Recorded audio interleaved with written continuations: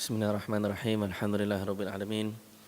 Wassalatu wassalamu ala sayyidina Muhammadin wa ala alihi washabihi ajma'in. Nawaitu ta'allum wa ta'lim wa tadhakkur wa tadhkir wa naf'a wal intifa' wal ifada wal istifadah wal hatha ala tamassuki bi kitabillah wa sunnati rasulih wa du'a lil huda wa dalalata alal khair. Ibtigha wajhillah maradati wa qurbihi wa thawabi subhanahu wa ta'ala. Subhanaka la ilma lana illa ma 'allamtana innaka antal alimul hakim. Amma ba'du. Assalamualaikum warahmatullahi ta'ala wabarakatuh. Alhamdulillah, kita bersyukur pada Allah Subhanahu wa ta'ala yang mana sekarang kita telah masuk ke dalam bulan yang penuh dengan keberkatan, bulan kelahiran Nabi sallallahu alaihi wasallam. Bulan Rabiul Awal, bulan yang mana dilahirkan Nabi sallallahu alaihi wasallam adalah pada bulan ini. Alhamdulillah. Kalau di tempat kita belajar dulu, Hadramaut, kalaulah masuk bulan Rabiul Awal ni, maka akan terasa kehangatan dia. Rasa macam hari raya. Macam kita lah bila masuk bulan Ramadan. Bila kita masuk bulan Ramadan maka rasa lain macam kan. Maka orang pun lain macam, seronok, happy. Kalau raya pun sama juga, masuk bulan Syawal, Masya Allah, pasang lampu raya dan sebagainya, buat macam-macam. Jadi macam tu juga, kalau di sana masuk bulan Rabiul Awal je, maka meriah, Masya Allah, meriah. Dekat rumah meriah, dekat masjid jadi meriah, dekat mana-mana pun jadi meriah, sonok, Masya Allah, rasa lain. Sebab apa? Nak sambut kelahiran junjungan Nabi sallallahu alaihi wasallam.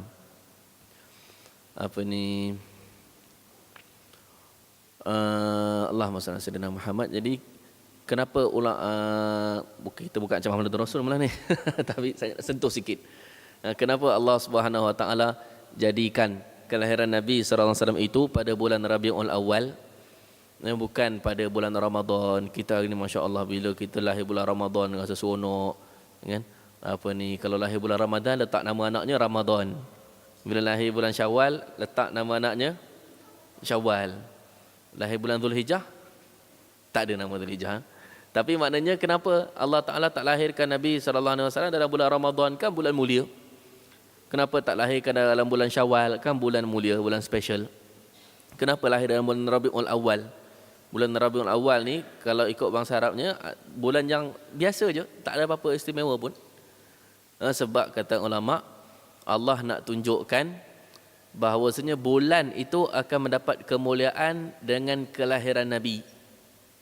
Bukannya Nabi mendapat kemuliaan dengan lahir dalam bulan yang mulia.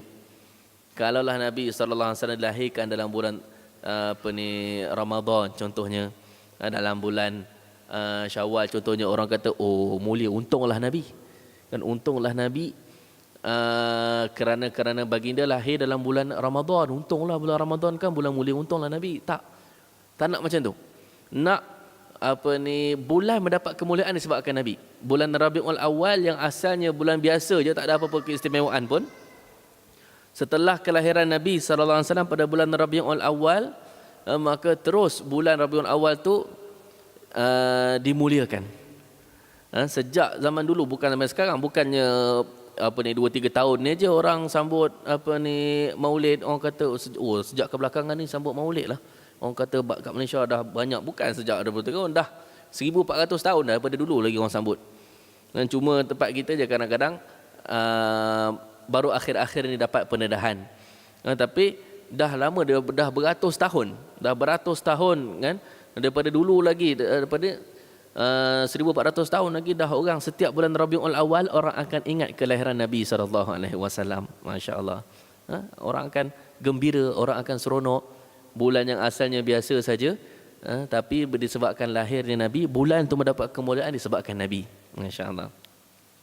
Ada satu orang ahli syair Arab, tak ingat nama dia apa, dia karang satu rangkap syair, maksudnya dalam bahasa Melayu. Dia puji dalam syair-syairnya, dia puji Nabi SAW. Kemudian bawah sekali dia kata apa? Bukanlah baginda mendapat kemuliaan disebabkan syair aku ini, tetapi syair ini yang mendapat kemuliaan kerana memuji Nabi sallallahu alaihi wasallam. Masya-Allah. Alhamdulillah. Jadi kita sangat beruntung bila mana kita dipilih untuk menjadi umat Nabi Muhammad sallallahu alaihi wasallam. Apa untungnya ustaz? Rasa biasa aje, tak ada apa pun. Sekarang tak tahu apa untungnya. Nanti bila dah pergi akhirat nanti baru tahu apa untung jadi umat Nabi Muhammad. Bila dah sampai dekat pada mahsyar nanti baru kita tahu apa specialnya jadi umat Nabi Muhammad sallallahu alaihi wasallam. Bila dekat titian mizan, dekat titian sirat, dekat mizan tempat timbangan amalan, bila dah masuk syurga, masa tu barulah kita tahu betapa untungnya jadi umat Nabi Muhammad sallallahu alaihi wasallam. Masya-Allah. Memang umat Nabi Muhammad akan mendapat keistimewaan yang special dekat akhirat nanti. Mula daripada pada mahsyar, berjalan di belakang Nabi sallallahu alaihi wasallam, berkumpul dengan Nabi. Kemudian pergi dekat titian sirat, tengok-tengok ada Nabi kat situ. Nabi akan bantu umat dia. Pergi dekat mizan tempat timbangan amalan, tengok-tengok ada Nabi dekat situ. Nabi akan bantu umat dia. Kemudian akan tunggu Nabi lepas titian sirat, akan tunggu di telaga Kautsar. Nabi tunggu umat dia. Masuk syurga, pertama sekali masuk syurga umat Nabi Muhammad sallallahu alaihi wasallam, masuk bersama-sama dengan Nabi sallallahu alaihi wasallam. Beratur untuk melihat Allah Subhanahu wa taala.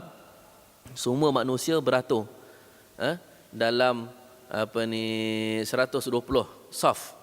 Semua manusia, sejak ahli syurga lah ni, ahli syurga. Semua ahli syurga manusia daripada zaman Nabi Adam sampailah semuanya akan beratur dalam saf. Panjanglah safnya, tak ada saf macam kita. Semua manusia, bayangkan 120 saf. Umat Nabi Muhammad dalam kalangan ahli syurga tu, daripada 120 saf tu 80 saf. Lebih daripada 50%. Masya-Allah, umat Nabi Muhammad sallallahu alaihi wasallam. Masa tu barulah kita tahu betapa untungnya kita menjadi umat Nabi Muhammad sallallahu alaihi wasallam. Masya-Allah. Allah. Jadi kita sambung bacaan hadis kita. Kalau dekat dekat Hadramaut tu memang bulan Rabiul Awal tu ulama-ulama galakkan dalam rumah kita khatamkan bacaan kitab sirah Nabi sallallahu alaihi wasallam, ataupun bacaan syama'il Nabi, ataupun kitab-kitab hadis yang pendek-pendek. Kita cari yang kecil-kecil, baca dan niat untuk khatamkan dalam bulan Rabiul Awal. Masya-Allah. Ada kitab yang itu bulan Rabiul Awal je ke ustaz bacanya? Kalau bukan Rabiul Awal tak baca ke? Bermusimlah ibadat kita. Tidak. Bukan Rabiul Awal pun kita baca juga. Tapi carilah kitab yang besar kan. Tapi kitab-kitab yang kecil-kecil, kita cari satu kitab yang kecil yang memang kita niat untuk baca dalam keluarga kita, niat untuk khatamkan dalam bulan Rabiul Awal. Masya-Allah. Dan ajarkan sedikit anak kita tentang Nabi Muhammad sallallahu alaihi wasallam. Kalau selama ni anak kita kita tak pernah cek pun anak kita ni dia tahu ke tidak ni tentang Nabi sallallahu alaihi wasallam. Nabinya lahirnya bila, sejarah hidup Nabi, nama-nama anak Nabi, nama-nama isteri Nabi, macam mana keadaan Nabi masa kecil, masa remaja, masa dewasa, macam mana akhlak Nabi. Dan banyak hari ni kitab-kitab dalam bahasa Melayu, masya-Allah. Alhamdulillah. Kita bersyukur dah begitu banyak buku-buku yang diterbitkan dalam bahasa Melayu untuk yang mudah untuk kita baca. Kalau dah dulu, zaman dulu tak banyak sangat. Dulu kitab-kitab Arab je. Jadi orang yang tahu bahasa Arab je lah boleh baca. Bahasa Melayu ni kurang sikit buku-bukunya tentang sirah Nabi Muhammad, tentang biografi Nabi Muhammad. Tapi sekarang ni alhamdulillah ada banyak dah buku-buku bahasa Melayu tentang sirah Nabi Muhammad, akhlak Nabi Muhammad. Boleh kita ambil, kita beli hadiah, kita hadiahkan kepada anak-anak kita. Masya-Allah. Ada ramai masyarakat dekat Hadramaut kalau masuk bulan Rabiul Awal, dia buat hadiah pula ganjaran kepada anak dia. Anak-anak dia ramai, dia kata siapa yang selawat kepada Nabi, abah bagi hadiah. Dia kata mak bagi hadiah. Masya-Allah. Dan siapa yang dalam bulan ni dia selawat sekian banyak, sekian 100 kali ke, budak-budak kecil kan, ajar 200 kali ke selawat dalam sebulan ni, nanti abah bagi hadiah. Masya-Allah. Banyak dilakukan dekat sana. Ni bukan cerita kosong, ni memang orang buat. Daripada didik lagi. Sebab tu tak hairan dekat sana, kalaulah dalam majlis kita berselawat ataupun cerita, bukan tak sebenarnya majlis selawat, maksudnya bila dengar sirah Nabi Muhammad, menangis, mengalir air mata je. Ramai kita tengok biasa dekat masjid-masjid biasa, masya-Allah. Kalau kita cerita kisah, bukan cerita sedih pun, cerita kisah Nabi sallallahu alaihi wasallam, menangis ramai. Rupanya daripada kecil lagi dididik untuk cinta dan sayang kepada Nabi Muhammad sallallahu alaihi wasallam. Masya-Allah. Tamam. Kita sambung bacaan hadis kita, hadis ke-25. Hadis ke-25. Bismillahirrahmanirrahim.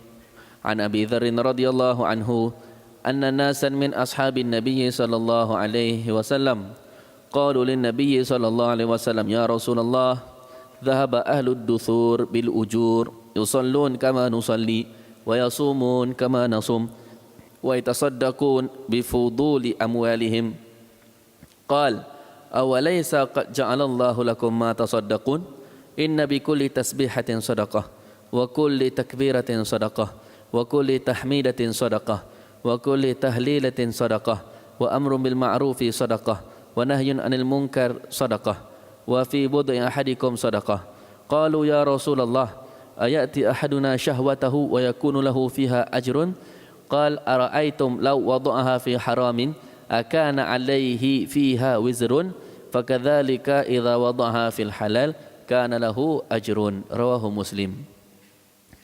Hadis ke-25 diriwayatkan daripada Abu Dzar radhiyallahu anhu bahawasanya sekumpulan orang daripada para sahabat Nabi sallallahu alaihi wasallam telah berkata kepada Nabi sallallahu alaihi wasallam, wahai Rasulullah, orang-orang yang kaya telah membolot semua pahala. Mereka sembahyang seperti mana kami sembahyang.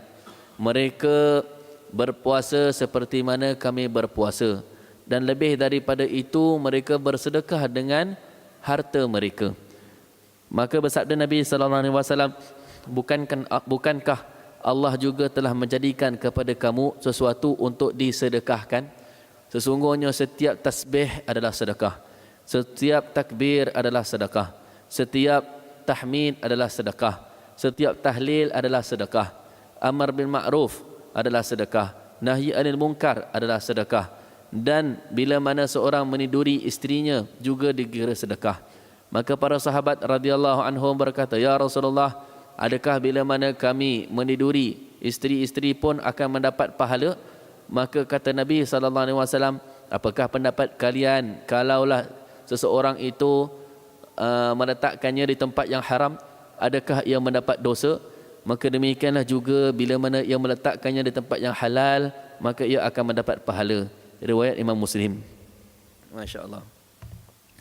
Hadis diriwayat daripada Abu Dzar radhiyallahu anhu menceritakan kepada kita macam mana keadaan para sahabat Nabi sallallahu alaihi wasallam yang cemburu kepada orang kaya, yang rasa sedih sebab tak kaya. Tapi kenapa dia rasa cemburu kepada orang kaya? Dia kata apa? Sahabat kumpulan sahabat Nabi, dia jumpa Nabi SAW, dia kata, wahai Rasulullah, kami nak mengadu ni. Kenapa nak mengadu apa ni? Katanya orang-orang kaya ni, kalau bahasa kita sembang, kita kata tak aci lah orang kata. Tak aci lah orang kaya ni ya Rasulullah. Dia dapat pahala banyak ya Rasulullah. Kenapa pula kata Nabi? Sebab apa? Sebab kami semayang, diorang pun semayang juga. Kami puasa, diorang pun puasa juga. Ibarat lain samalah macam tu, maksudnya kami baca Quran, diorang baca Quran juga. Kami berzikir, dia berzikir juga. Tapi mereka bersedekah dan kami tak dapat sedekah. Masya Allah, maksudnya sedekah lah juga, tapi mereka sedekah tu banyak. Mereka banyak duit, maka pahala mereka banyak ya Rasulullah. Masya Allah. Tengok macam mana para sahabat Nabi, mentaliti dia tu, cemburu kepada bukan perkara dunia. Bukannya pergi kepada Rasulullah, ya Rasulullah, kami rasa sedih, kami tak kaya. Kenapa pula? Dia tak kata, oh kami sedih ya Rasulullah, mereka punya kenderaan semua bagus-bagus, kami punya kenderaan biasa-biasa aja, kami sedih ya Rasulullah. Tak kata macam tu. Padahal zaman dulu pun dah ada dah kenderaan kaya, ada kenderaan kaya, kenderaan murah, sama macam kita sekarang. Kalau orang kaya dulu naik kuda, yang tak mampu nak beli kuda, dia beli unta aja. Yang unta pun tak mampu beli, dia beli keldai aja. Kalau ada yang miskin, kedai pun tak mampu beli, jalan kaki aja. Maksudnya dah ada dah zaman dulu tu, kenderaan murah, kenderaan laju. Kuda pula banyak grade-grade dia. Ada grade kuda laju, mahal. Grade kuda murah-murah ni lambat sikit jalannya.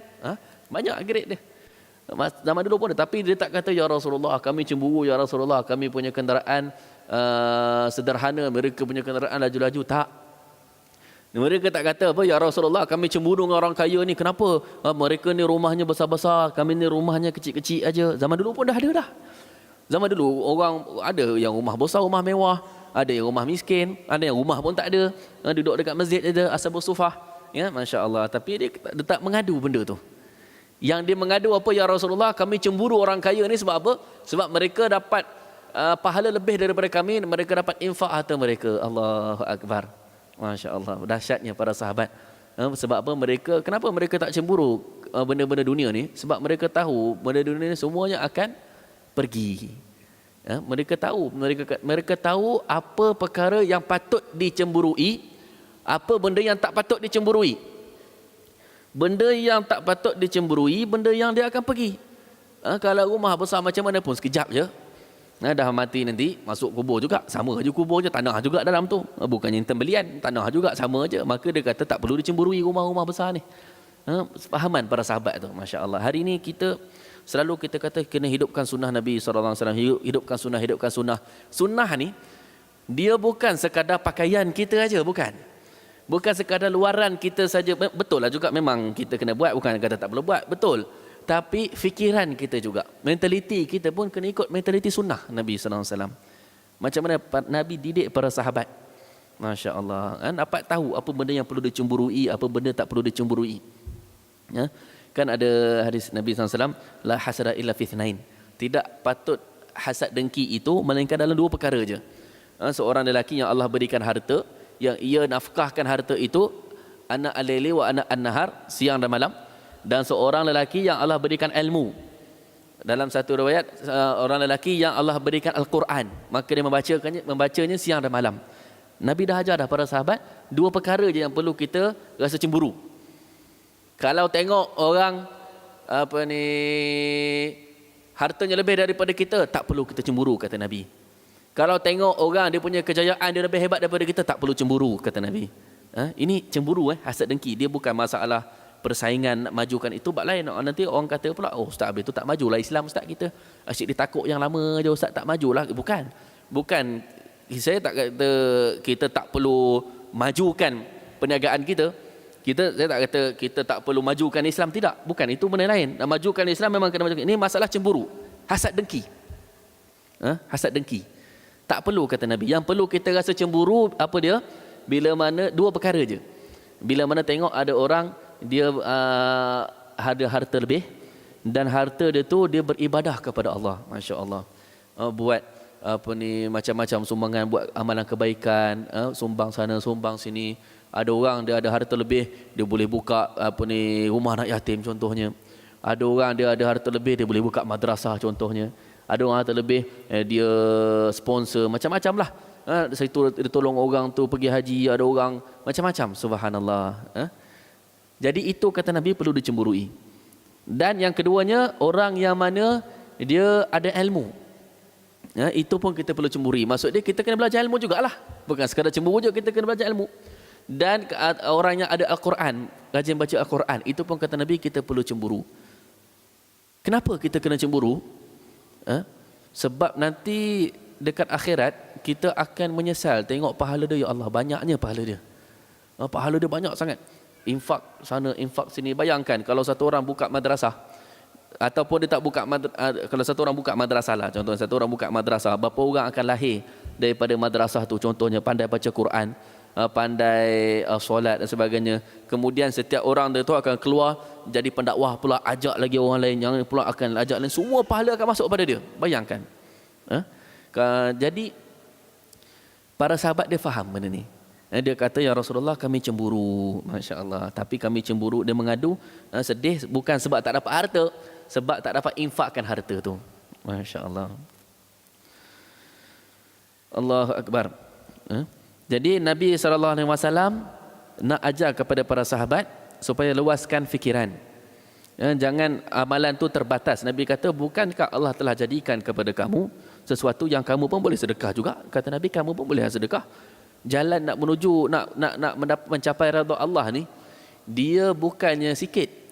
Orang kata apa? Jalan nak menuju nak beribadat ni ada anfasil bashar, sebanyak bilangan nafas manusia. Banyak tak? sebanyak bilangan nafas manusia. Bukan satu orang manusia, semua manusia. Banyak mana nafas dia? Masya Allah. Ya, banyaklah. Itu kiasan lah, orang kata kiasan aja. Nak menceritakan banyak jalan. Ada orang dia boleh memang dia pandai macam-macam lah, subhanallah. Kita tengok macam-macam cara orang nak beribadat ni. Ada orang dia memang dia minat dia baca Quran, banyak siang dan malam. Ada orang dia memang suka berzikir. Ada orang alhamdulillah dia dengan sedekahnya. Ada orang dengan dia tolong orang. Ada orang macam-macam cara. Macam-macam cara ada, subhanallah. Orang kata kalau kita nak memang kita jumpa jalan. Kan? Kalau kita tak jumpa maksudnya kita tak cari. Kalau kita cari mesti kita jumpa jalan apa cara kita nak beribadat, nak buat baik kepada masyarakat ni, nak cari redha Allah Subhanahu Wa Taala, mesti ada jalan dia. Walaupun tak sama setiap orang. Insya-Allah. Kata Nabi, bukankah Allah telah jadikan kepada kamu yang kamu pun boleh sedekah? Apa dia? Tasbih, kata Nabi. Setiap tasbih itu adalah sedekah. Subhanallah. Tasbih itu subhanallah lah. Tasbih bukan tasbih yang biji tasbih itu kalau bahasa Arab iaitu dipanggil subhah ataupun misbahah. Tasbih ini maksud dia subhanallah adalah kira sedekah. Wa kullu takbiratin sedekah, kata Nabi. Setiap takbir kita kata Allahu akbar, itu adalah sedekah. Setiap tahmid alhamdulillah, itu adalah sedekah. Setiap tahlil adalah sedekah. Masya Allah. Tahlil ni la ilaha illallah. Bila kita tasbih subhanallah, takbir tu Allahu akbar, tahmid alhamdulillah, tahlil la ilaha illallah.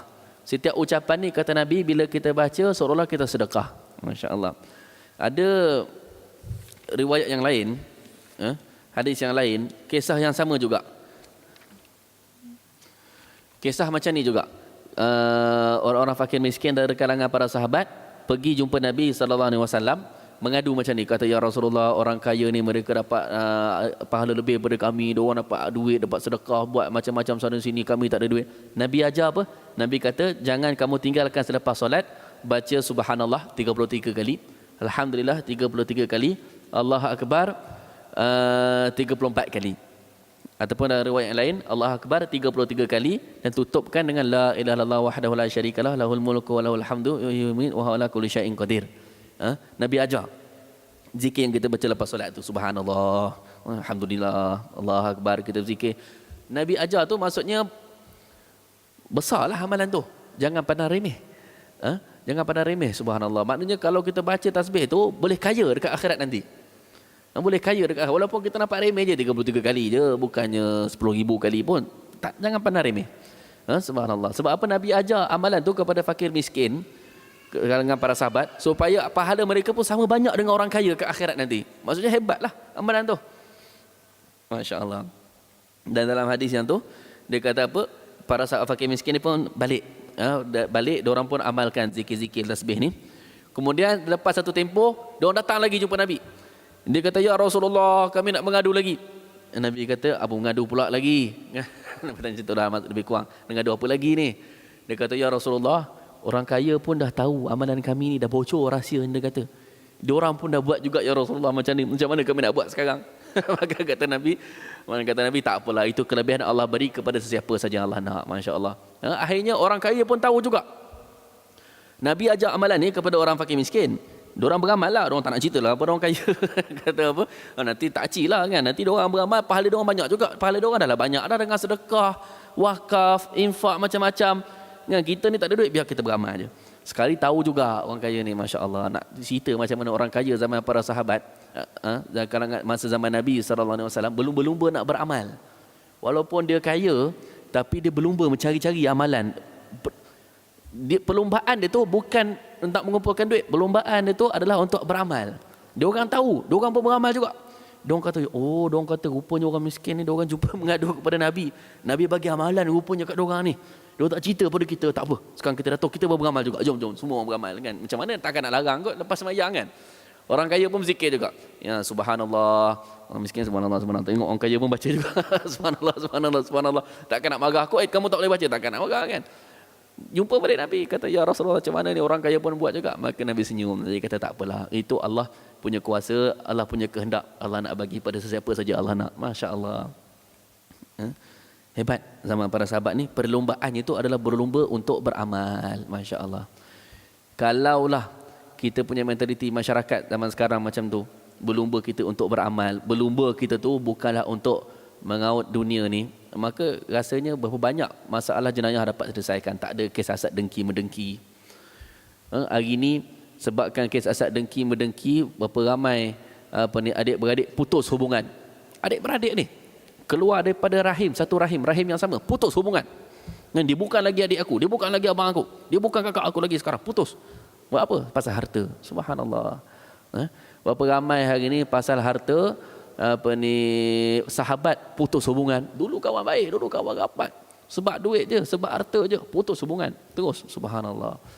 Berapa ramai orang yang dulu berjiran-jiran, sekarang tak bertegur siapa, duduk satu taman, tak bertegur siapa dah. Tak ada. Sebab apa? Sebab dunia. Masya Allah. Berapa ramai orang yang mana suami isteri berpisah pun ada. Suami isteri bukan, kita memang pernah jumpa. Masya Allah, pernah jumpa orang kaya, ratus ribu dia punya, juta lah, bukan ratus ribu, rumah dia berjuta dah rumah dia kan, tapi pisah. Sebab apa? Duit kan, kira. Masya Allah. Jadi sebab apa? Sebab kita dah letak kita punya matlamat tu pada benda yang salah. Nak kumpul duit tak ada masalah, nak kerja tak ada masalah, nak cari duit tak ada masalah, nak kaya tak ada masalah. Yang masalahnya bila kita berlumba-lumba dengan orang nak cari kekayaan, itu masalahnya. Bila mana kita ada rasa berlumba-lumba, maka akan timbul rasa tak puas hati. Kenapa dia dapat, aku tak dapat? Kenapa dia naik pangkat, aku tak naik pangkat? Kenapa dia dapat bonus, aku tak dapat bonus? Kenapa dia Allah bagi dia jadi kaya, sedangkan dia ni memang solat pun tidak, apa pun tidak, puasa pun tidak. Aku ni lalu ahli masjidnya, rajin solat, kenapa aku tak kaya macam dia? Banyak. Jadi masalah timbul bila mana kita punya fahaman kita tu tak sunnah. Itu yang kata tadi tu, fahaman kita pun kena sunnah juga. Bukan sekadar kita punya luaran saja pakaian kita sunnah. Betul dah, bagus dah, bukan kata tak perlu pakaian sunnah ni, perlu. Bukan saja kita punya zahir kita amalkan adat sunnah. Fikiran kita ni, Masya Allah, fikiran kita. Jadi setiap tahun bila masuk bulan Rabiul Awal selalu ada ceramah Maulid Rasul.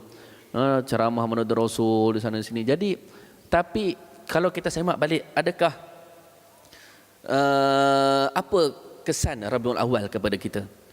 Kita kena buat satu perubahan lah, biar ada kesan lah. Jangan kita dalam bulan Rabiul Awal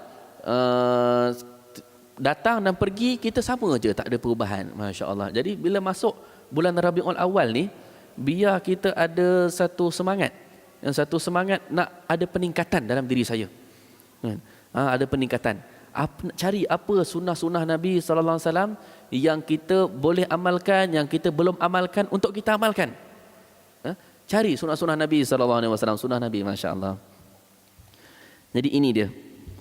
Hadis ini nampak macam biasa, tapi hebat bila kita baca hadis ini, kita kagum macam mana Nabi SAW telah didik para sahabat. Masya Allah. Didik para sahabat sampai jadi tahap macam ni. Ini sebab tu kata Nabi, tak heranlah kata Nabi, khairul qurun qarni. Nabi kata sebaik-baik kurun atas muka bumi ni adalah kurun aku. Kurun Nabi SAW adalah zaman yang paling terbaik atas muka bumi ni. Tak ada zaman yang lebih baik daripada itu sebelum ataupun selepas. Tak ada manusia yang lebih berkualiti daripada para sahabat Nabi sebelum mereka ataupun selepas. Tak ada masyarakat yang mana dia punya pemahamannya lebih bagus daripada masyarakat zaman Nabi SAW. Tak ada yang lebih bagus sebelum ataupun selepas. Masya Allah. Sebab tu kata Nabi, khairul qurun qarni. Sebaik-baik kurun adalah kurun aku. Jadi kita hari ni kalau kita nak jadi masyarakat yang hebat, kita kena tiru kurun Nabi lah. Kita kena tiru kurun Nabi. Kurun Nabi pula bukannya kita nak tiru orang-orang. Kita kena, kurun Nabi itu ada, zaman Nabi itu pun dah ada orang Islam, ada orang bukan Islam, ada orang munafik. Nak ikut siapa? Ikut para sahabat Nabi lah. Nak ikut para sahabat Nabi SAW. Kalau kita hari ni nak berjaya, kita ikut fahaman kita tu, kita ikut macam mana fahaman para sahabat. Amalan kita ikut amalan para sahabat. Kita punya benda-benda banyak kita perlu ikut mereka. Masya Allah. Kemudian itu sedekah. Jadi zikir. Jadi sebab tu Allah Ta'ala Maha Pemurah, Allah jadikan zikir itu pahalanya besar. Pahalanya besar. Hari ini kalau kita tengok orang cemburu, kita tengok orang Masya Allah cemburu, dia ni banyak harta. Dia banyak harta, kita ni tak ada harta, kita ni duit sikit aja. Tak mampu kita nak beribadat macam dia, bukan nak enjoy macam dia. Tak mampu kita nak beribadat macam dia. Ada jalan. Kita nak berlumba ibadat dengan dia, bukan lumba dunia, nak berlumba ibadat dengan dia masih ada jalan, iaitu dengan membanyakkan zikir. Zikrullah banyakkan. La ilaha illallah banyakkan. Tasbih kita banyakkan. Tahmid, takbir. Semuanya kita banyakkan berzikir, subhanallah.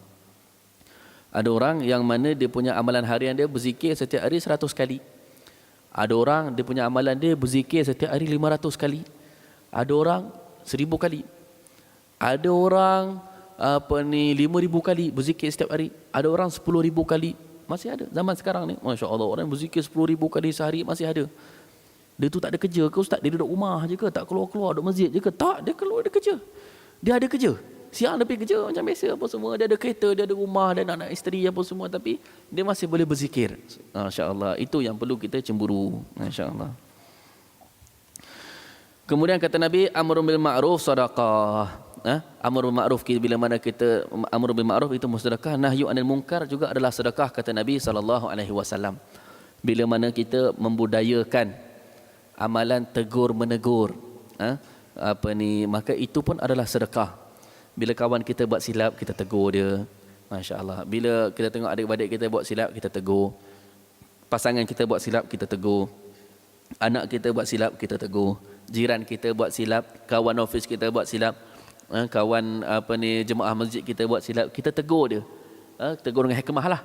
Maka kita tegur dia, itu pun dikira sedekah. Masya Allah. Bahkan lebih bagus lagi. Kalaulah satu orang kita bagi hadiah dekat dia RM100 contohnya. Kita bagi hadiah RM100, dengan satu orang lagi kita bagi hadiah, kita tak ada duit nak bagi dia, tapi kita bagi nasihat dekat dia. Nasihat tu lebih berharga daripada duit. Masya Allah. Nasihat tu lebih berharga daripada duit. Duit dia pergi keluar sekejap, beli apa-apa barang habis. Nasihat tu dia akan ingat, dia akan buat, akan beramal. Mungkin nasihat kita bagi tu sikit, tapi mungkin boleh ubah hidup dia, mungkin berubah. Masya Allah. Mungkin hidup dia boleh berubah nasihat tu. Kawan kita dalam susah hati kan, kita tengok kawan kita susah hati, mukanya runsing, kita kata kenapa, ada apa masalah? Dia kata saya susah hati, ingat saya macam ni, memang tak tahulah, putus harapan nak hidup lah. Beramai hari ni orang yang dah hilang semangat untuk teruskan kehidupan. Masya Allah. Itu tahap kritikal tu.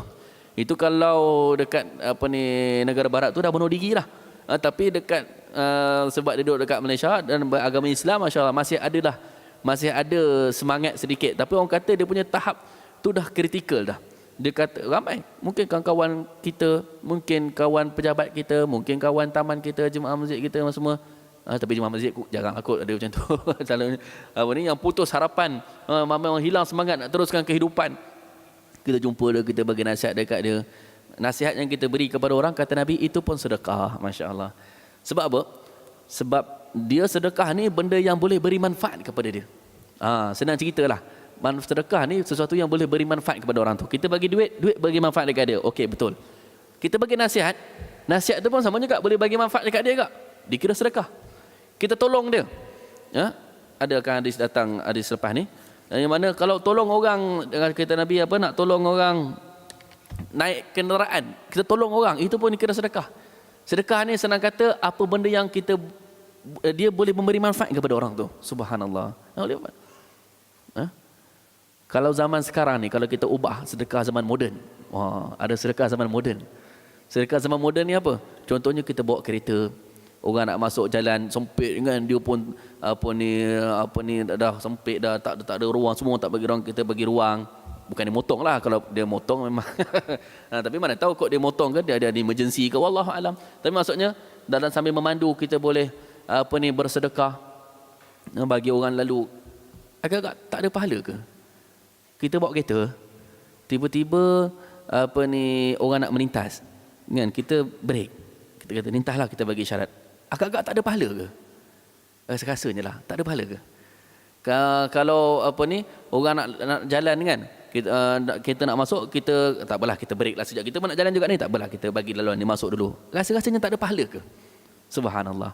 Kata Nabi SAW, nak tolong orang angkat dia naik atas kenderaan pun dapat pahala. Masya Allah.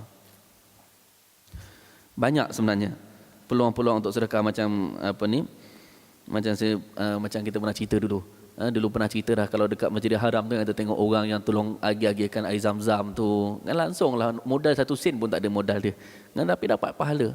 Ada orang macam-macam lah, subhanallah. Cara-cara dia. Itu dia. Satu lagi, memang kalau kita bila bersedekah ni, kita memberi, memang kita akan rasa gembira lebih lagi daripada bila kita ambil. Dia gembira ni akan datang dengan 2 perkara. Banyaklah lagi 2 perkara kanannya, tapi ada 2 perkara kita akan rasa gembira. Pertama dengan memberi, kedua dengan mengambil. Pertama sekali kita gembira bila mana orang ada bagi kita. Dia bagi kita RM100 contohnya. Kita seronok, ya Allah, seronok dapat duit. Keduanya gembira bila mana kita dapat memberi. Bila kita dapat memberi, kita tengok orang dalam kesusahan, kan, kita bantu dia, kita bagi, tengok akhirnya alhamdulillah dia selesai masalah dia, itu pun memang kita akan rasa gembira. Dan memang terbukti sebenarnya gembira dengan kita memberi itu, dia lebih lagi gembira tu daripada kita mengambil. Subhanallah. Dia ada kisah satu orang ni, dia orang kaya. Dia orang kaya, dia nak orang bahasa kampung kata menyakat lah kawan dia. Nak menyakat, nak kacau kawan dia. Nak nyakat kawan dia. Kawan dia ni orang miskin. Kawan dia ni orang miskin. Kawan dia dalam masjid. Dia dekat luar masjid. Dia keluar, dia tengok kawan dia dalam masjid lagi. Dia tengok ada slipper kawan dia. Maka dia cakap dekat kawan dia orang kaya ni lah dekat luar. Dia cakap dekat kawan dia kat luar masjid jugalah. Dia kata, jom kita sorok slipper dia nak. Kita nyakat dia kan, kita kacau dia, kita sorok slipper dia nak. Maka kawan dia kata, sekejap. Kamu nak bergurau dengan dia, kan, nak apa ni? Cuba kamu, bagus cara tu kan, rasa nak gembira, tapi cuba kamu ubah sikit. Nak ubah macam mana, dia kata? Daripada kamu sorok slipper dia, cuba kamu letak duit sikit atas slipper dia, kita menyuruk tengok ada apa. Dia kata, betul juga. Dia kata, kawan ni mungkin tak boleh, dia letak duit sikit, dia letak sikit duit kat atas slipper kawan ni dalam masjid lagi. Lepas tu dia orang keluar, menyuruklah belakang tiang apa ke, menyuruk, dia orang tengok apa akan terjadi. Kawan ni lama, dia doa dalam masjid apa semua. Lepas tu alhamdulillah dia keluar dari dalam masjid, dia tengok dekat atas kasut, dalam kasut dia ada duit. Dia tengok ada duit. Dia tengok kanan tak ada orang. Dia tengok kiri tak ada orang. Dia tengok ada duit. Dia tengok siapa kok tercicir duit, tak ada orang. Lalu sekali dia ambil duit tu, dia menangis. Dia doa, dia kata, ya Allah, terima kasih ya Allah, sungguhnya memanglah Engkau Maha mendengar. Sungguhnya Engkau Maha mengetahui aku sangat-sangat terdesak sekarang ni ya Allah. Engkau sangat mengetahui aku sangat-sangat dalam keadaan memerlukan ya Allah. Terima kasih ya Allah. Orang ni menangis. Dia ambil duit, dia jalan. Yang kawan yang menyuruk belakang tiang pun menangis juga. Masya Allah. Pun menangis juga. Terharu. Terharu tengok kawan ni, mungkin anak dia dalam tengah sakit, tak ada duit nak pergi beli ubat contohnya. Mungkin ahli rumah dia memang dalam kelaparan, tak ada duit nak beli makanan contohnya, ataupun ada hajat sangat yang dia memang tak tahu nak minta apa, tiba-tiba kita bagi, Masya Allah. Maka kawan ni pun terharu. Maka kawan ni yang bagi nasihat tadi tu cakap kat dia, tengok, kalau kamu sorok kasut dia, tadi macam mana, kalau kamu sorok kasut dia, dia pun keluar, habislah macam tu je, gurau-gurau juga, happy gelak-gelak lah juga. Tapi kamu letak duit sekarang ni, kamu rasa kepuasan yang lain, Masya Allah. Sebab tu kita kata sebenarnya memang kalau puas memberi itu, sebenarnya dia lebih seronok bila kita dapat memberi. Sebenarnya rasa dia tu lebih lagi daripada kita gembira bila kita dapat sesuatu. Subhanallah. Tu para sahabat, dia memang belum, itu satu sudut lah. Jangan itu je. Tapi kita memang nak kita sebagai orang Islam memang niat kita nak mencari redha Allah Subhanahu wa taala. Masya-Allah. Amar bil ma'ruf kata Nabi adalah sedekah. Nahi anil munkar pun sedekah. Bila mana kita tengok kawan kita buat kesilapan, bila mana kita tengok jiran kita, adik-beradik kita, kawan ofis kita, kawan rapat kita, member kita buat kesilapan, kita tegur dia, maka itu pun kira sedekah kepada dia. Masya Allah. Sama macam seolah-olah kita bagi duit dekat dia, bahkan lebih lagi. Sebab duit yang kita kata tadi akan habis, tapi kalau nasihat yang kita bagi, maka nasihat itu akan manfaat kepada dia. Subhanallah.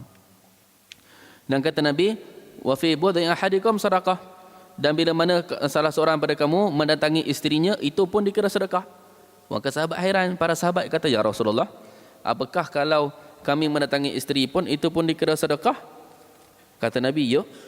Kamu tak tengok bagaimana kalau seorang itu meniduri wanita yang haram baginya, berzina.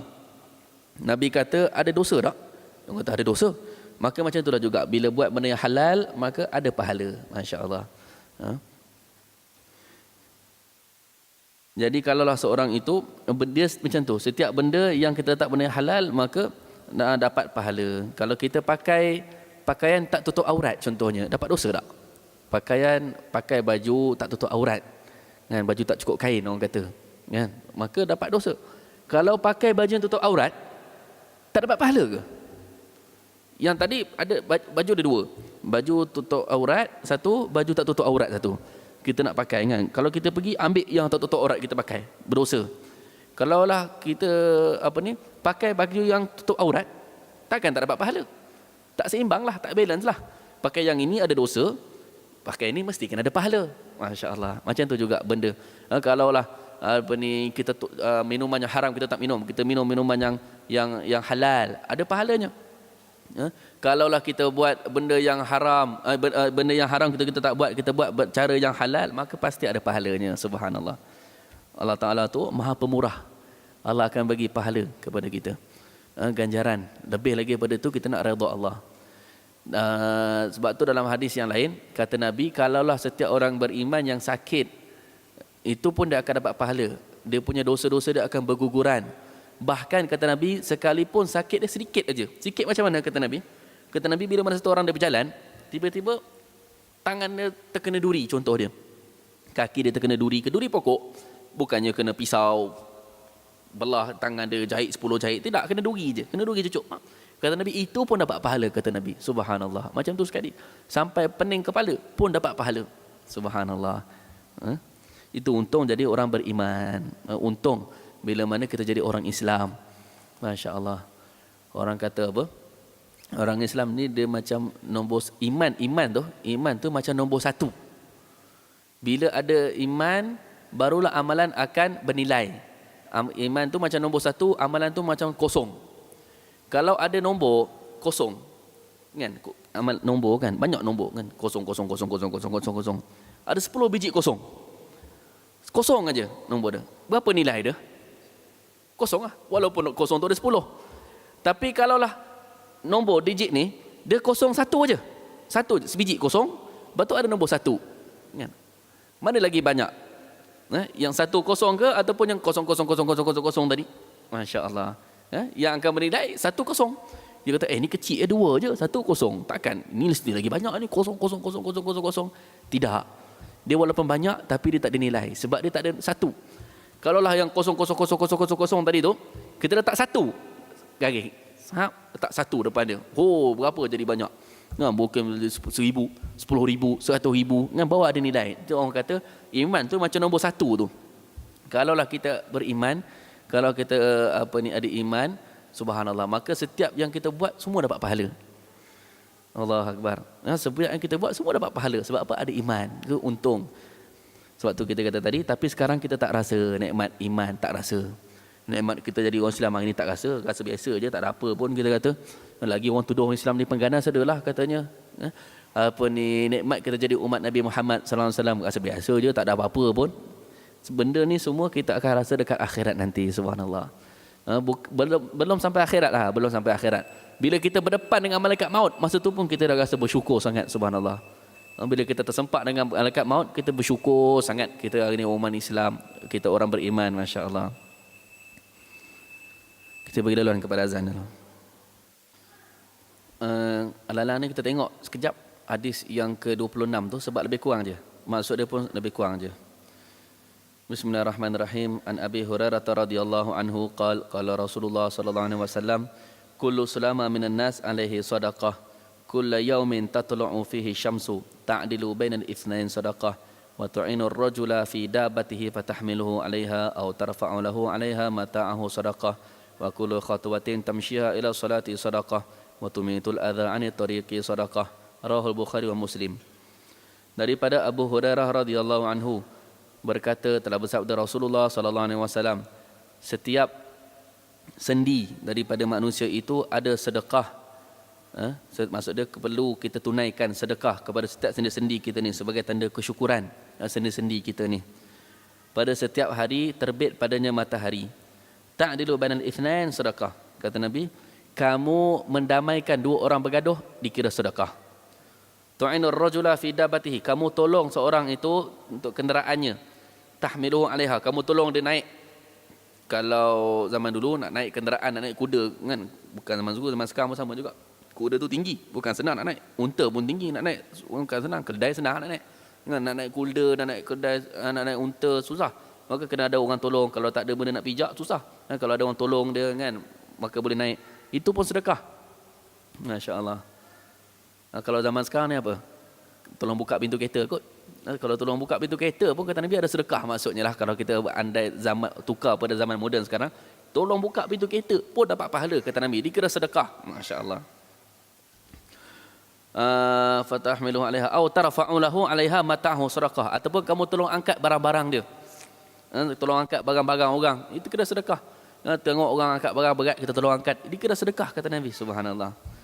Kullu khatwah tamsha ila salati sedekah. Setiap langkah kamu langkah pergi ke masjid dikira sedekah. Wa tumitul adza an tariqi sedekah. Kamu hilangkan kotoran, nampak kotor yang kita bersihkan, itu pun kira sedekah. Tak kira kotor kat mana. Kalau kat masjid lagilah pahalanya besar. Kalau dekat pejabat kita, ke tempat kerja kita, ataupun dekat tengah jalan mana-mana ke, kotoran kita bersihkan, itu pun kira sedekah. Masya Allah. Sama macam kita cerita tadi. Kesimpulannya, jalan untuk buat kebaikan tu sangat banyak. Kalau kita memang sengaja Allah pelbagaikan jalan tu. Sebab apa? Sebab Allah tahu setiap orang kemampuannya tak sama. Ada orang dia bab ni okey, tapi bab ni tak boleh. Dia tak mampu sangat. Ada orang bab ni tak boleh, bab ni okey. Masya Allah. Jadi Allah pelbagaikan jalan tu. Mungkin kita tak mampu nak memperbanyakkan amalan ni, tapi amalan ni kita boleh, amalan sunat ni, kalau fardu memang wajib kena buat. Fardu ni memang wajib kena buat. Kalau tak buat memang apa ni, nanyalah orang kata kan, tak ada faedah lah. Amalan sunat ni, fardu memang kena buat. Ini amalan sunat ni. Amalan sunat ni. Maksud dia mungkin kita tak mampu, amalan yang ini susah, tapi yang ini kita boleh buat. Ada orang ini tak boleh buat, yang ini boleh buat. Allah pelbagaikan jalan tu, subhanallah. Jadi kita cari jalan apa yang kita boleh buat, kita buat. Cari amalan apa yang kita sesuai, kita seronok nak buat, kita buat. Masya Allah. Mudah-mudahan yang penting kita ada taufik dan hidayah Allah berikan kepada kita kan, untuk kita buat benda ni, insya-Allah. Kalau kita tak dapat taufik dan hidayah, petunjuk daripada Allah, memang tak dapat nak buat. Walaupun kita ada kemampuan, tapi tak mampu nak buat. Orang kata apa? Kalau satu orang tu dia jual, dia kedai jual Al-Quran sekalipun, tapi kalau tak ada hidayah, tak ada taufik daripada Allah Ta'ala, tak boleh nak baca Quran. Satu orang jual tasbih sekalipun, tapi kalau tak ada taufik daripada Allah, tak boleh nak berzikir pun. Satu orang jual sejadah contohnya, kita jual sejadah aja, businessman contohlah ini tak ada kaitan hidup atau mati tapi tak ada taufik daripada Allah, tak mampu dahi dia nak cecah sejadah tu. Subhanallah. Jadi yang penting kita dapat taufik dan hidayah, kita minta daripada Allah, ya Allah, lorongkan aku ke jalan kebaikan, ya Allah. Macam tu kita doa pada Allah. Ya Allah, pimpinlah aku kepada jalan kebaikan. Ya Allah, bimbinglah aku, pegang tangan aku, ya Allah, bawa ke jalan kebaikan. Kalau doa bahasa Arabnya, Allahumma ya muqallibal qulub. Masya Allah, kita doa kepada Allah Subhanahu wa taala. Bismillahirrahmanirrahim. Alhamdulillahirabbil alamin, wassalatu wassalamu ala sayyidina Muhammadin wa ala alihi washabihi ajma'in. Allahumma ya muqallibal qulub, tsabbit qulubana ala dinik. Ya musarrifal qulub, sarrif qulubana ala ta'atik. Allahumma rabbana la tuzigh qulubana ba'da idh hadaytana wa hab lana min ladunka rahmatan innaka antal wahhab. Rabbana zalamna anfusana wa illam taghfir lana wa tarhamna lanakunanna minal khasirin. Allahumma inna nas'aluka al-afiyah fid dunya wal akhirah. Nas'aluka hubbaka ya Allah. Nas'aluka hubba man ahabbak wal amal alladhi yuballighuna ala hubbik waj'al hubbaka ahabba ilaina min anfusina wa ahlina min al-ma'il barid ala dhama. Allahumma kfina bihalalika an haramik wa bi ta'atika amma sadiq wa fadlika amman siwak. Allahumma hdina wahdi minan nas jami'an waj'alna sababan liman ihtada. Rabbana atina fid dunya hasanatan wa fil akhirati hasanatan wa qina adzaban nar. Wa sallallahu ala sayyidina Muhammadin nabiyil ummi wa ala alihi wasallam. Walhamdulillahi rabbil alamin.